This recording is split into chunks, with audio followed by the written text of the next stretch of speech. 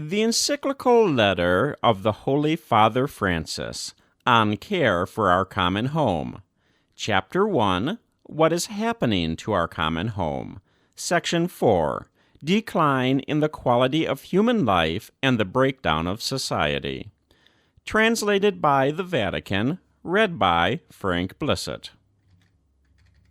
Human beings, too, are creatures of this world, enjoying a right to life and happiness, and endowed with unique dignity.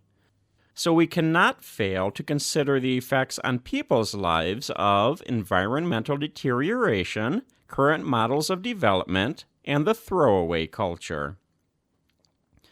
Nowadays, for example, we are conscious of the disproportionate and unruly growth of many cities, which have become unhealthy to live in, not only because of pollution caused by toxic emissions, but also as a result of urban chaos, poor transportation, and visual pollution and noise.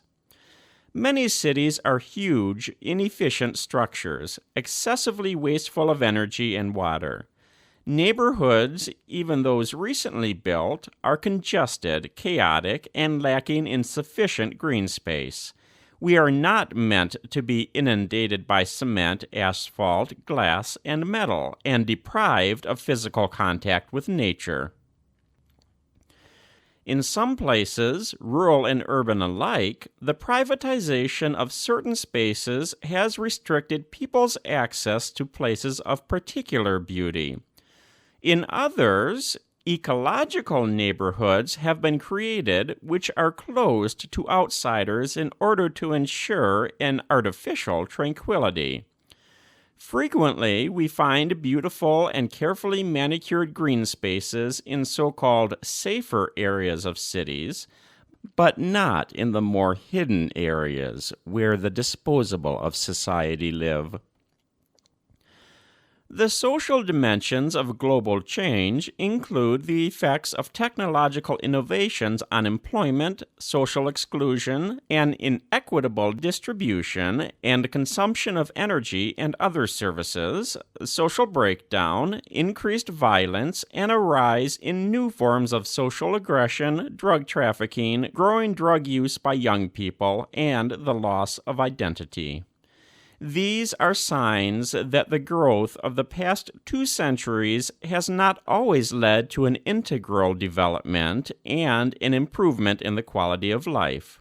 Some of these signs are also symptomatic of real social decline, the silent rupture of the bonds of integration and social cohesion. Furthermore, when media and the digital world become omnipresent, their influence can stop people from learning how to live wisely, to think deeply, and to love generously.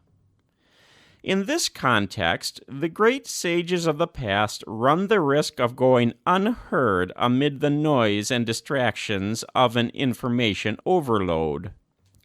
Efforts need to be made to help these media become sources of new cultural progress for humanity and not a threat to our deepest riches. True wisdom, as the fruit of self-examination, dialogue, and generous encounter between persons, is not acquired by a mere accumulation of data which eventually leads to overload and confusion, a sort of mental pollution. Real relationships with others, with all the challenges they entail, now tend to be replaced by a type of internet communication, which enables us to choose or eliminate relationships at whim, thus giving rise to a new type of contrived emotion, which has more to do with devices and displays than with other people and with nature. Today's media do enable us to communicate and to share our knowledge and affections.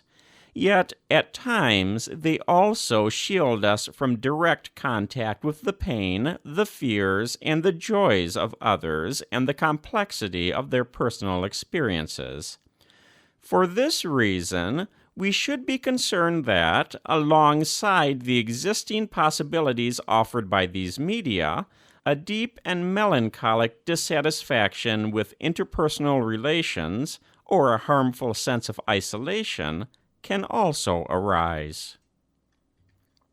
That was Section 4, Decline in the Quality of Human Life and the Breakdown of Society, from Chapter 1, What is Happening to Our Common Home, from the Encyclical Letter of the Holy Father Francis on Care for Our Common Home, translated by the Vatican, read by Frank Blissett.